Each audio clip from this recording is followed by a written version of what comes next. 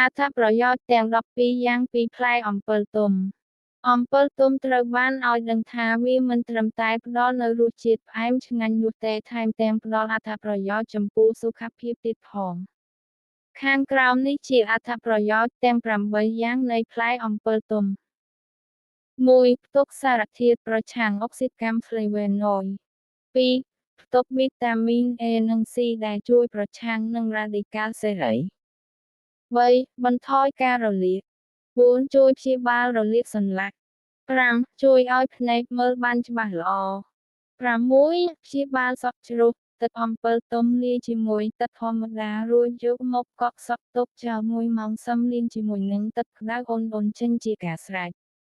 7. សម្រាប់អ្នកមានជំងឺទឹកនោមផ្អែមគួរញ៉ាំផ្លែអំពិលទុំព្រោះវាជួយគ្រប់គ្រងកម្រិតជាតិស្ករក្នុងឈាមនិងល្អសម្រាប់បេះដូង 8. ជំនួយដល់សុខភាពស្បែកដូចជាបំបាត់ខ្លាញ់បំបាត់ស្នាមជ្រីវជ្រួញធ្វើឲ្យស្បែកមុខសនិងទន់រលោង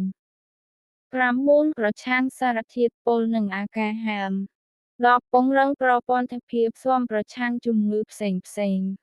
11. សម្រួលដល់សម្ពាធឈាមនិងបន្ថយសារធាតុកូលេស្តេរ៉ុលល្អសម្រាប់បេះដូង 12. ជាប្រភពនៃជាតិដែកល្អសម្រាប់អ្នកកង្វះជាតិដែកក្នុងរាងកាយ